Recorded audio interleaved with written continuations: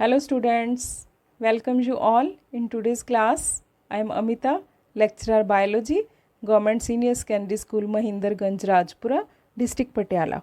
Students, आज हम new chapter करेंगे that is biotechnology and its application. इससे पहले हम आज का टॉपिक स्टार्ट करें इस लेक्चर में, let's recall what we have done in our previous lecture. Previous lecture में हमने रिकॉम्बिनेंट डीएनए टेक्नोलॉजी के बारे में डिटेल में चर्चा की. हमने देखा कि कैसे हम रिकॉम्बिनेंट डीएनए बना सकते हैं. Let's recall again. सपोज ये एक सेल है. इस सेल का हमने कोई जीन लिया और इसका जीन हमने किसी दूसरे ऑर्गेनिज्म के सेल में ट्रांसफ़र कर दिया. ठीक है, हमने ये पढ़ा था कैसे हमने ट्रांसफ़र किया ये जीन. या तो हम वेक्टर की हेल्प से ये जीन ट्रांसफ़र कर सकते हैं या हम वेक्टरलेस मेथड्स अपना सकते हैं. इस तरह से हमने रिकॉम्बिनेंट डीएनए बनाया. पूरे चैप्टर में हमने यही सीखा कि कैसे हमने रिकॉम्बिनेंट डीएनए को बनाना है. लेकिन अब क्वेश्चन ये उठता है कि हमने रिकॉम्बिनेंट डीएनए क्यों बनाया, हमें क्या ज़रूरत है रिकॉम्बिनेंट डीएनए बनाने की. मैंने आपको एक एग्ज़ाम्पल दी थी कि ये फायरफ्लाई है जिसको हम जुगनू बोलते हैं.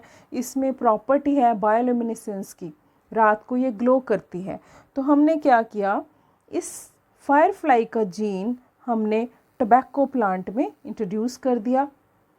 अब ये टबैको प्लांट वही एक्सप्रेशन देने लगा जो ये फायरफ्लाई देती है. इसका जो जीन का एक्सप्रेशन था सेम एक्सप्रेशन टबैको प्लांट में आया और टबैको प्लांट ग्लो करना शुरू हो गया.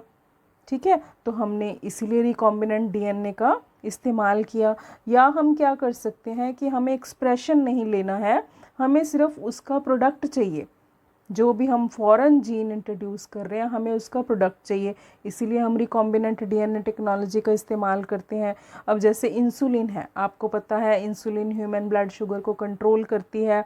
तो हमने क्या किया, इंसुलिन का जीन लिया. इंसुलिन का जीन हमने लेके उसको प्लाज्मिड में डाला. प्लाज्मिड को हमने बैक्टीरिया में डाल दिया. अब ये बैक्टीरिया क्या प्रोड्यूस करेगा, इंसुलिन प्रोड्यूस करेगा, क्योंकि जीन है जो बैक्टीरिया के अंदर चला गया, वो अपना प्रोडक्ट बनाएगा इंसुलिन. तो हम उस इंसुलिन का कमर्शियल यूज़ कर सकते हैं. तो इसीलिए हमने रिकॉम्बिनेंट डीएनए का हेल्प लिया. तो इस तरह से आज के जो हमारा मेन टॉपिक है, हमने यही देखना है कि बायोटेक्नोलॉजी का हम और क्या क्या फ़ायदा उठा सकते हैं, इसकी और कौन कौन सी एप्लीकेशंस हैं, कौन कौन से फील्ड में इसकी एप्लीकेशंस हैं. तो कौन कौन से फील्ड्स में हैं, एग्रीकल्चर में हम इसकी एप्लीकेशन पढ़ेंगे. बायोटेक्नोलॉजी की एग्रीकल्चर में क्या एप्लीकेशन है, क्या यूज़ है. मेडिसिन में क्या यूज़ है बायोटेक्नोलॉजी का. इसके अलावा ट्रांसजेनिक ऑर्गेनिजम्स हम पढ़ेंगे, हमने बायोटेक्नोलॉजी की रिकॉम्बिनेंट डीएनए की हेल्प से बनाए, वो हमने क्यों बनाए, उनका क्या यूज़ है, ये भी हम इस जो है चैप्टर में पढ़ेंगे. और इसके अलावा हम एथिकल इश्यूज़ की बात करेंगे.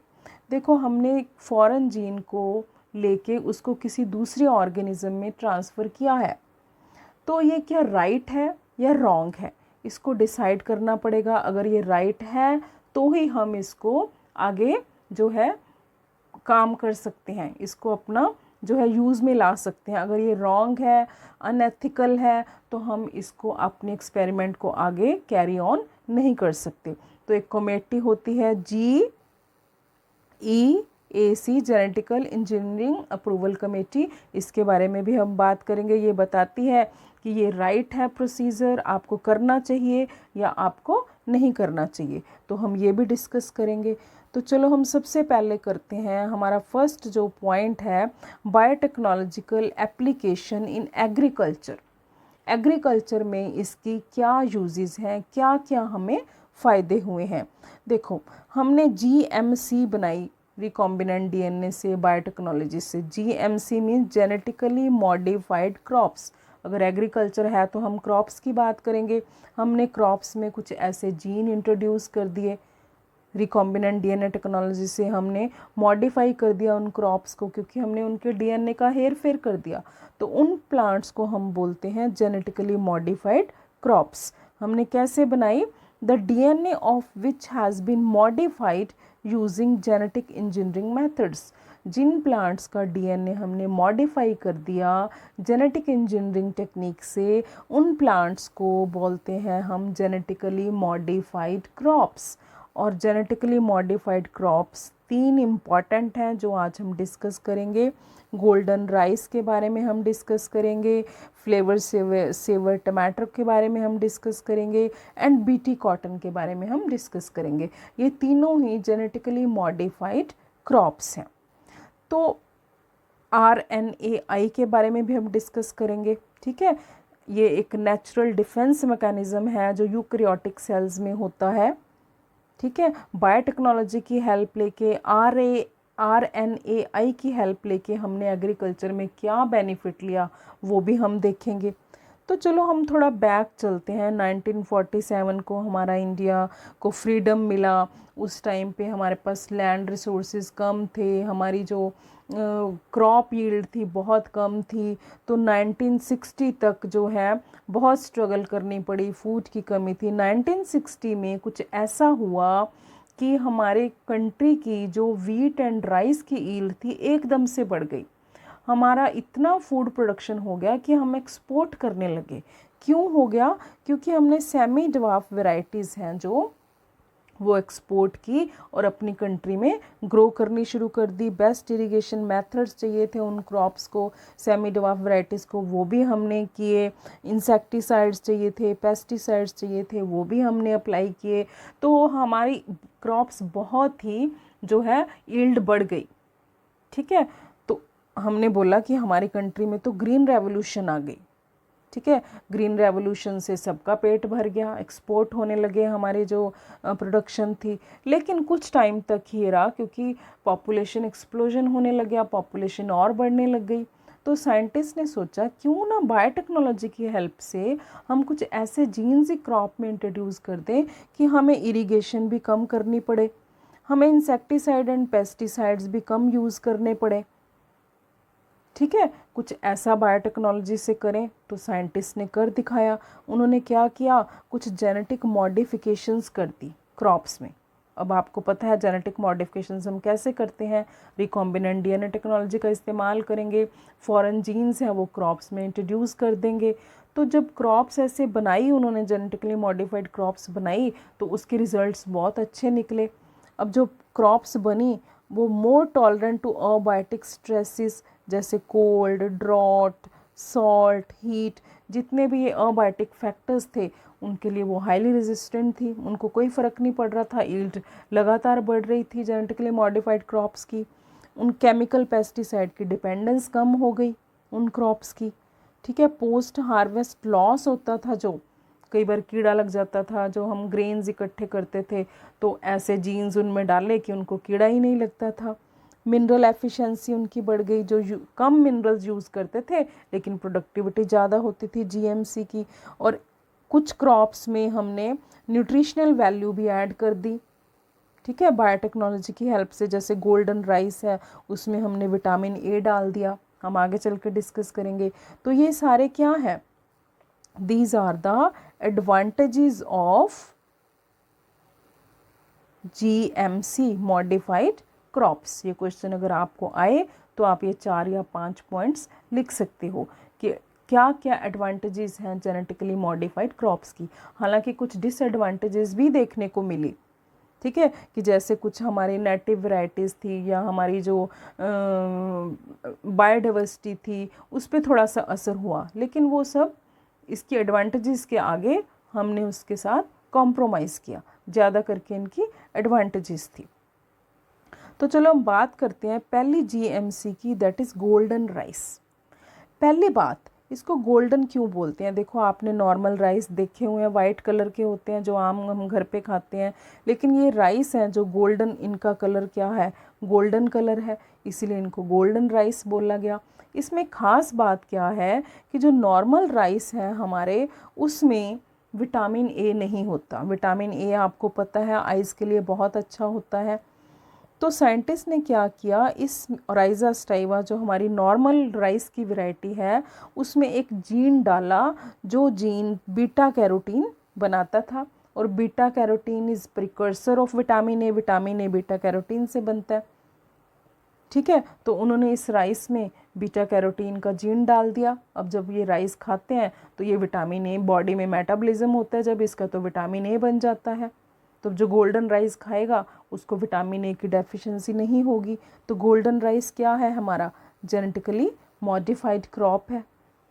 तो कितनी बड़ी एप्लीकेशन है एग्रीकल्चर में। अब ये जो जीन्स हमने लिए जो बीटा कैरोटीन बनाते हैं वो हमने कहाँ से लिए, 2 जीन्स हमने डैफोडिल प्लांट से लिए और 1 जीन हमने बैक्टीरिया एरवीनिया यूरिडोबोरा से लिया। तीनों जीन हमने इंसर्टेड किए राइस की और राइजा स्टाइवा जो नेटिव वैरायटी थी, और इन्होंने क्या कर दिया, जो गोल्डन राइस बन गया हमारा, which is enriched in vitamin A.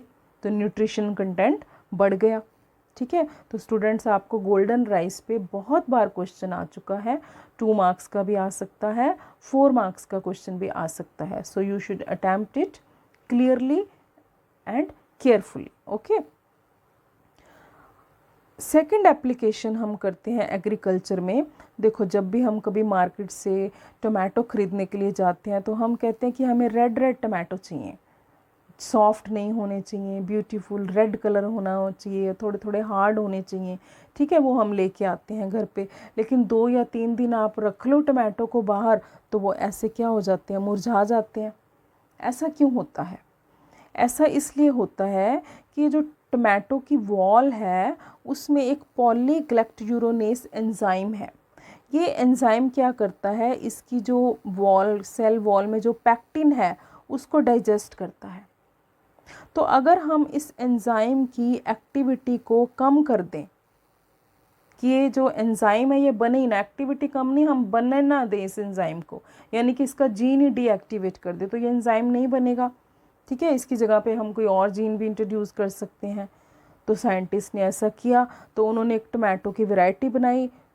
ठीक है, उसको नाम दिया फ्लेवर सेवर टमाटो। अब इस टमाटो में क्या था कि ये जो पीजी था, पॉलीग्लैक्टयूरोनेस एंजाइम, वो एक्टिव नहीं था। तो इस टमाटो की शेल्फ लाइफ इंक्रीज़ हो गई। इसको काफ़ी दिनों तक आप बाहर भी रख सकते हो, इन फ्रिज के बाहर भी रखोगे तो ये ख़राब नहीं होगा। ठीक है, इसका कलर भी जो है रेड रहता है। इसको अगर शिप करना है, हमने एक्सपोर्ट करना है, तो उसके लिए जो हमारे जीएमसी टमाटो है ये बहुत अच्छा है, फ्लेवर सेवर टमाटो। ठीक है, तो ये भी एक हमारी क्या है, ट्रांसजेनिक क्रॉप है। अब इस पिक में आप क्या देख रहे हो कि जो लीव्स हैं उनके ऊपर इंसेक्ट्स लगे हुए हैं, इंसेक्ट के लार्वा लीव को फीड कर रहे हैं। और मोस्टली जो क्रॉप्स हैं वो सारे की सारी क्रॉप्स हैं जो कई बार डैमेज हो जाती हैं जब उनके ऊपर इंसेक्ट्स लग जाते हैं। तो बायोटेक्नोलॉजी का अगर हमें नॉलेज है तो हम इसका यूज़ कर सकते हैं। कुछ ऐसी स्ट्रेटजीज़ हम बना सकते हैं कि जो हमारी क्रॉप है उसको इंसेक्ट्स लगे ही ना, उसको कीड़ा लगे ही ना। तो साइंटिस्ट ने ली बायोटेक्नोलॉजी की हेल्प, उन्होंने बीटी क्रॉप्स बना दी। अब ये बीटी क्रॉप्स क्या है बेटे? बीटी क्रॉप्स हैं, इसमें हमने एक बैक्टीरिया बेसिलस थ्रिंजेनेसिस का जीन इंट्रोड्यूस कर दिया इन क्रॉप्स में। अब उस जीन इंट्रोड्यूस करने का फ़ायदा क्या था? अब हमें पता है कि जीन तो हम रिकॉम्बिनेंट डीएनए टेक्नोलॉजी से कहीं भी इंट्रोड्यूस कर सकते हैं, ट्रांसफ़र कर सकते हैं। तो जब हमने इस बेसिलस थ्रिंजेनेसिस का जीन क्रॉप्स में इंट्रोड्यूस किया, जिनको कीड़ा लगता था उनको कीड़ा लगना बंद हो गया। अब हमने उन क्रॉप्स को नाम दे दिया बीटी, बी बेसिलस और टी थ्रिंजेनेसिस का। ठीक है, अब क्या हुआ कि जो बेसिलस थ्रिंजेनेसिस बैक्टीरिया है इसके प्लाज्मिड में, मोस्टली प्लाज्मिड में होता है एक ख़ास किस्म का जीन जिसको बोलते हैं क्राई जीन। ये क्राई जीन है, ये क्राई प्रोटीन बनाता है। ये क्राई प्रोटीन जो है इनएक्टिव रहती है बैक्टीरिया में, लेकिन जैसे ही कोई इंसेक्ट इसको खाने की कोशिश करता है, ये मैंने इंसेक्ट बना दिया, जब कोई इंसेक्ट इस बैक्टीरिया को खाएगा तो इस इंसेक्ट की जो गट है, जो इसकी मिड गट है, ठीक है, मिड गट में परफोरेशंस हो जाएंगी, वहाँ पे होल्स हो जाएंगे इसकी मिड गट में। अब जब होल्स हो जाएंगे मिड गट में इंसेक्ट के लार्वा की, तो लार्वा तो सर्वाइव ही नहीं कर पाएगा, वो कुछ खा नहीं पाएगा। तो इस तरह से हम क्रॉप्स को इंसेक्ट्स के बचा सकते हैं। अब यहाँ पे बेटे क्वेश्चन ये आता है कि ये तो इनएक्टिव है टॉक्सिन। इनएक्टिव का मतलब कि ये तो असर नहीं करेगा। हाँ, ये बैक्टीरिया के लिए इनएक्टिव है, लेकिन इस इंसेक्ट की जैसे ही ये गट में जाता है, गट में है अल्केलाइन एटमॉस्फेयर। अल्केलाइन एटमॉस्फेयर में ये जो टॉक्सिन है ये एक्टिव हो जाता है। जब एक्टिव होगा तभी उसकी इंटेस्टाइन में परफोरेशंस कर पाएगा।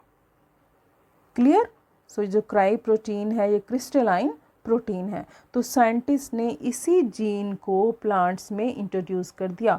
बैक्टीरिया के बेस जो प्लाज्मिड से ये जीन लिया, उसको दूसरे प्लांट्स में इंट्रोड्यूस कर दिया। अब उन प्लांट्स को इंसेक्ट्स नहीं खा पाएंगे। सो देखो एक डायग्राम इससे भी आपको क्लियर हो सकता है। ये जो हमने लीफ दिखाया है कि हमने इस लीफ में बीटी जीन इंट्रोड्यूस कर दिया। कैसे किया होगा बताओ? जब हम प्लांट्स में कोई जीन ट्रांसफ़र करते हैं तो कौन सा मेथड मैंने आपको बताया था? Gene gun method. Okay, mostly gene gun method हम यूज़ करते हैं।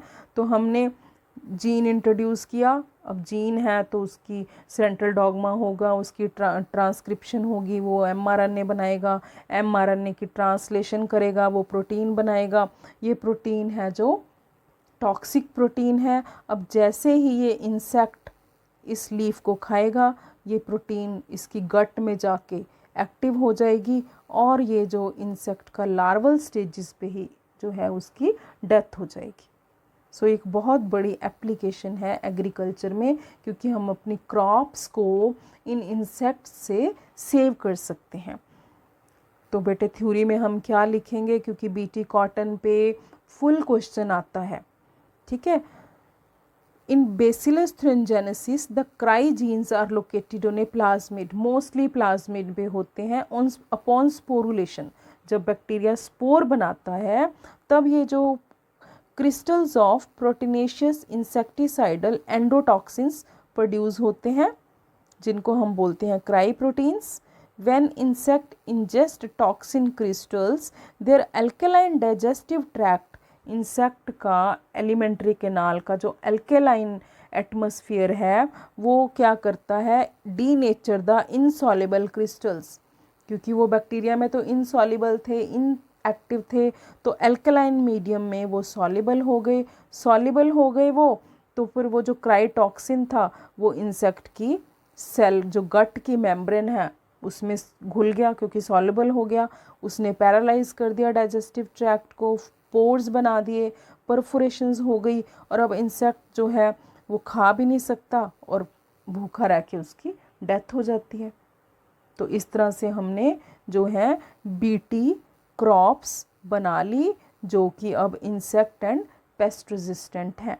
तो ऐसे ही जो मेन इम्पॉर्टेंट क्वेश्चन आता है आपको वो बीटी कॉटन पे आता है। Right A short note on BT cotton. देखो इसमें भी हम डायग्रामेटिकली शो कर सकते हैं कि कैसे हमने जो बेसिलस थ्रिंजेनेसिस का जीन, ये जो हमारा बैक्टीरिया है बेसिलस थ्रिंजेनेसिस, इसका हमने डीएनए लिया, जीन लिया, जीन को हमने प्लांट में डाल दिया। प्लांट में जब डाला इंसेक्ट ने खाया इसको और इंसेक्ट की लार्वा की डेथ हो गई। ठीक है। सो इस तरह से हमने पेस्ट रेजिस्टेंट जो है क्रॉप्स बनाई। कौन कौन सी क्रॉप्स बनाई? टमाटो बनाया हमने, पोटैटो बनाया, राइस जो है हमने ऐसे इसे जो है बीटी क्रॉप में आता है। बीटी ब्रिंजल, बीटी कॉटन 2002 में इंडिया में इंट्रोड्यूस हुई, एंड बीटी कॉर्न। सो ये हमारी बीटी क्रॉप्स हैं जिनका जिक्र हमारी बुक में किया हुआ है। ठीक है, ओके। सो ये पेस्ट रेजिस्टेंट क्रॉप्स हैं। अब कौन से पेस्ट लगते हैं क्रॉप्स को? लेपिडोप्टेरन्स जिसमें टोबैको, बड वर्म्स, आर्मी वर्म्स आ जाते हैं, कॉलियोप्टेरन्स जिसमें बीटल्स आ जाती हैं, डाइप्टेरन्स जिसमें फ्लाइज, मॉस्कीटोज़, बॉल वर्म्स जो कॉटन के प्लांट को लगते हैं। ये जो इंसेक्ट्स हैं ये सारे प्लांट्स को डिस्ट्रॉय करते हैं। तो अगर हमने बीटी क्रॉप्स बना ली हैं तो ये जो इंसेक्ट हैं ये अब उन बीटी क्रॉप्स को कोई डैमेज नहीं कर सकते। यहाँ पे बेटे मैंने बोल्ड लिखा है थोड़ा सा वर्ड्स को, क्योंकि बहुत ही इम्पॉर्टेंट है ये, क्योंकि हमारी बुक में इनको दिया हुआ है, एग्ज़ाम में भी बहुत बार क्वेश्चंस आए हैं कि जो बीटी जो हमारी प्रोटीन्स हैं, टॉक्सिक प्रोटीन्स हैं, दे आर इंसेक्ट स्पेसिफिक। ठीक है, बहुत से क्राइस जीन्स हैं जो एक्सट्रैक्ट किए गए हैं, लेकिन वो स्पेसिफिक हैं हर एक इंसेक्ट के लिए जो प्रोटीन बनाते हैं। अब cry 1AC and cry 2AB जो 2 जीन्स हैं वो कॉटन को जो बॉल वॉर्म्स डैमेज करते हैं उन्हीं के लिए इफ़ेक्टिव हैं। क्राई 1AB है वो कॉर्न बोरर, कॉर्न का जो प्लांट है उसको कॉर्न बोरर इंसेक्ट जो डैमेज करता है, तो हम क्राई 1AB जीन उसमें इंट्रोड्यूस कर सकते हैं। So genes are specific to insects. चलो अब हम एक बहुत इम्पॉर्टेंट एंड इंटरेस्टिंग और एप्लीकेशन करते हैं एग्रीकल्चर में ही। मैं आपको डायग्राम थोड़ा जूम करके दिखाती हूँ। ये देखो, ये टबैको का प्लांट है। आप देख रहे हो टबैको के रूट्स को जो है कीड़ा लग गया, वॉर्म्स हैं ये छोटे छोटे। ठीक है, अब ये अगर वॉर्म्स लग गए हैं तो रूट की सारी न्यूट्रिशन ये एब्जॉर्ब करेंगे और हमारा जो टबैको की यील्ड है वो तो कम हो जाएगी, टबैको के प्लांट्स मरने शुरू हो जाएंगे। अब ये कौन सा वॉर्म है? ये एक पैरासिटिक निमेटोड है जिसका नाम है मेलेडोगाइन इनकॉग्निशिया। बहुत बर्बाद करता है ये टबैको की क्रॉप को। तो साइंटिस्ट ने बायोटेक्नोलॉजी की हेल्प से इसका भी हल ढूंढ लिया। उन्होंने ऐसा जो है हल ढूंढा कि अब ये निमेटोड टबैको की रूट्स को इफ़ेक्ट नहीं करता। उन्होंने RNAi की भी हेल्प ली। एक नेचुरल सेल्फ डिफेंस मैकेनिज़्म है यूकैरियोटिक सेल्स में।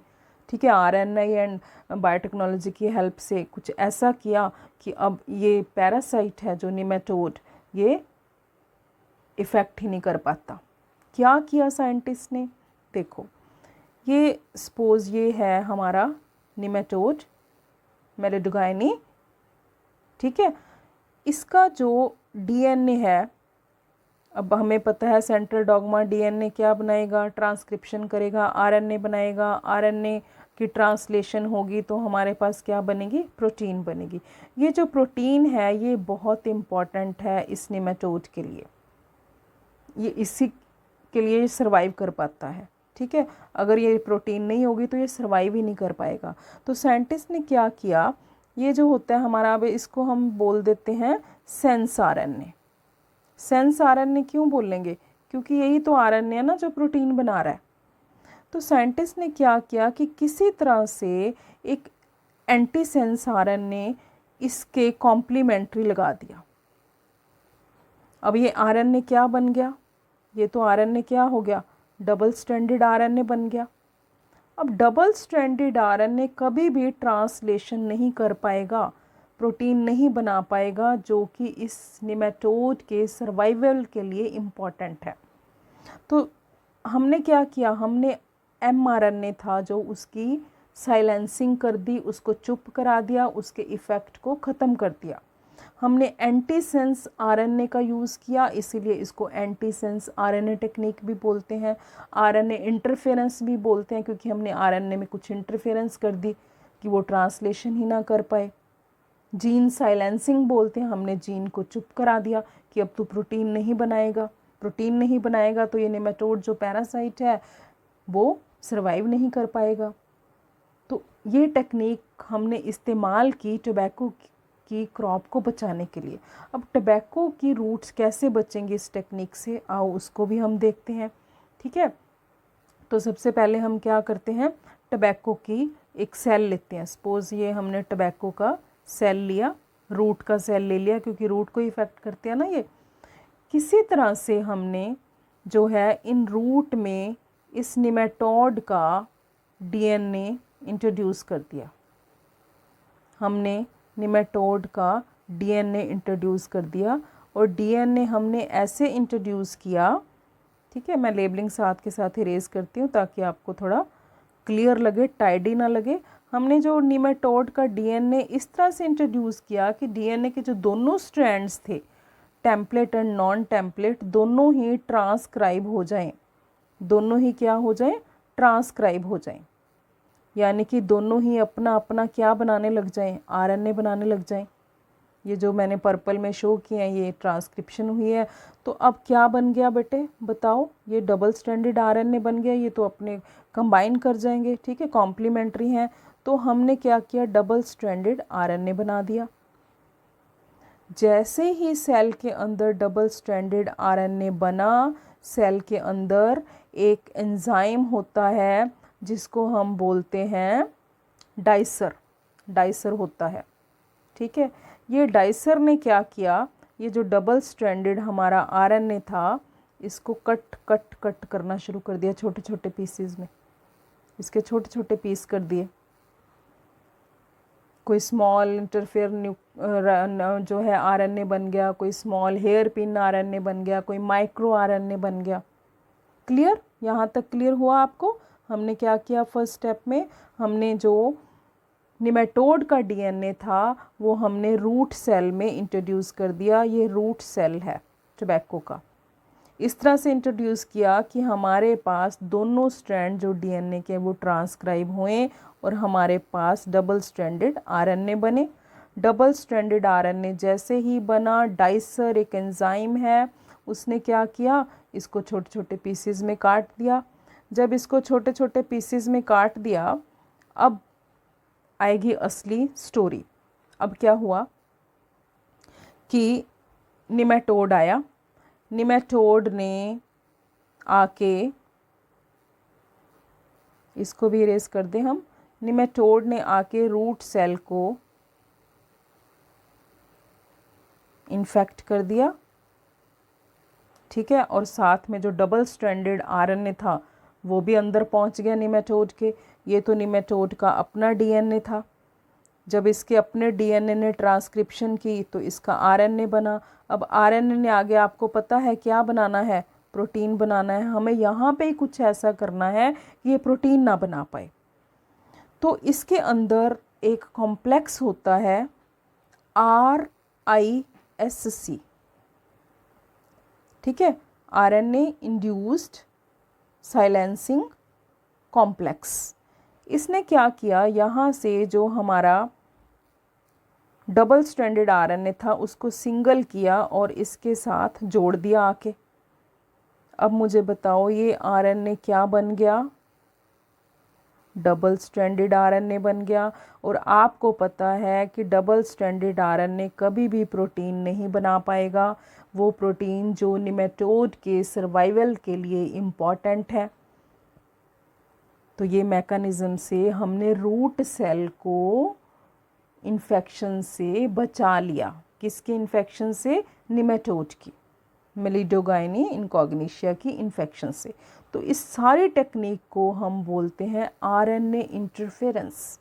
स्टूडेंट्स, कई बार बच्चों को ये टेक्निक बहुत डिफ़िकल्ट लगती है। तो आई होप कि अब आपको अच्छी तरह से बेसिक कंसेप्ट समझ आ गया होगा कि आरएनए इंटरफेरेंस हम क्यों बोलते हैं, क्योंकि हमने mRNA को ही साइलेंस कर दिया, उसको प्रोटीन ही नहीं बनाने दी, हमने ऐसी इंटरफेरेंस घुसा दी अंदर, ठीक है। सो एक तरह से ये बायोटेक्नोलॉजी की एग्रीकल्चर के फील्ड में बहुत बड़ी जो है एप्लीकेशन है। तो अब थ्योरी में देखो क्या लिखेंगे हम, nematode meloidogyne incognita infect the roots of tobacco plant. हमने देखा टोबैको प्लांट को इन्फेक्ट करता है ये। The process of RNA interference was adopted to prevent the infection of tobacco plants. हमने प्रोसेस की जिससे निमेटोड जो रूट सेल को इन्फेक्ट नहीं कर पाया। RNA interference involves silencing of the specific mRNA। हमने mRNA की साइलेंसिंग की। साइलेंसिंग मीन्स उसको चुप करा दिया, उसको ट्रांसलेशन करने से रोक दिया। कैसे रोक दिया, क्योंकि हमारे पास डबल स्ट्रैंडेड RNA बन गया था। डबल स्ट्रैंडेड RNA कभी भी प्रोटीन सिंथेसिस नहीं कर पाता और उसने क्या किया, ट्रांसलेशन को, mRNA के ट्रांसलेशन को रोक दिया, जिसको हम बोलते हैं RNA साइलेंसिंग। अब क्वेश्चन यहाँ पे उठता है कि ये जो हमने RNA है वो कहाँ से आया, ठीक है। तो source of this complementary RNA could be from an infection by viruses having RNA genome और ट्रांसपोन्स का इस्तेमाल कर सकते हैं हम, which are mobile genetic elements that replicate via RNA intermediate. So students, आपको समझ आई कि RNAi कैसे काम करता है। क्लियर? अब इसमें हमने एग्रोबैक्टीरियम का यूज़ करना है, इसीलिए हमने बोला ना कि एग्रोबैक्टीरियम को नेचुरल जेनेटिक इंजीनियरिंग बोलते हैं। एग्रोबैक्टीरियम से हमने जो निमेटोड के स्टार्टिंग में जो जीन्स डाले थे रूट सेल में, वो हमने एग्रोबैक्टीरियम की हेल्प ली, उससे हमने निमेटोड के जीन्स डाल दिए। जीन्स ऐसे डाले कि उसके दोनों स्ट्रैंड्स थे जो उसके DNA के, सेंस एंड एंटीसेंस, वो दोनों ही ट्रांसक्राइब करें RNA को। जब दोनों ही ट्रांसक्राइब करेंगे तो हमारे पास 2 RNA बनेंगे, डबल स्ट्रैंडेड RNA बनेगा। डबल स्ट्रैंडेड RNA जो है RNA इंटरफेरेंस को स्टार्ट करता है। Very important question. Double stranded RNA से ही RNA इंटरफेरेंस की प्रोसेस स्टार्ट होती है और फिर स्पेसिफिक mRNA की साइलेंसिंग होती है निमेटोड के अंदर। Clear? Now let's move to another application in agriculture with the help of biotechnology. एक ट्रांसजेनिक क्रॉप बनाई ब्रेस्का नेपस की। ब्रेस्का मस्टर्ड फैमिली से है, जैसे ब्रेस्का कैम्पिस्ट्रिस के बारे में जानते हो तो ये इसकी अलग स्पीसीज है, napus.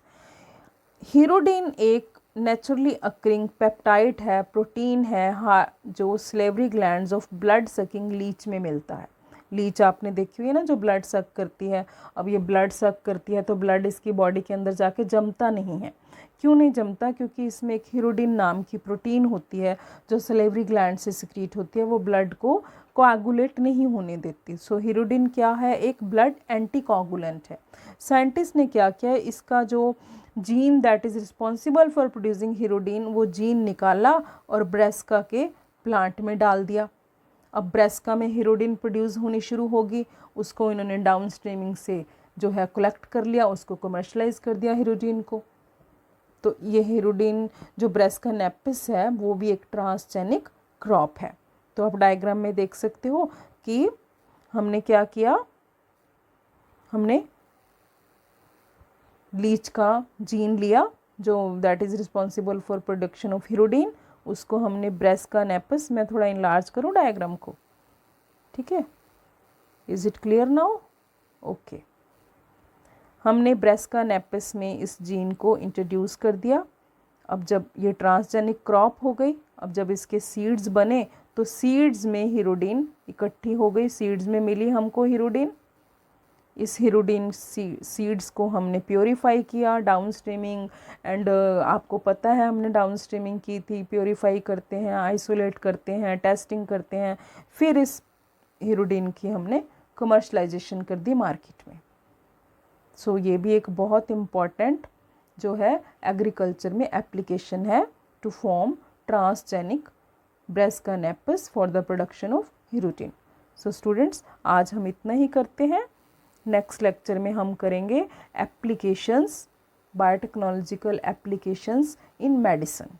Till then, study well, learn well, and have a nice day. Thank you.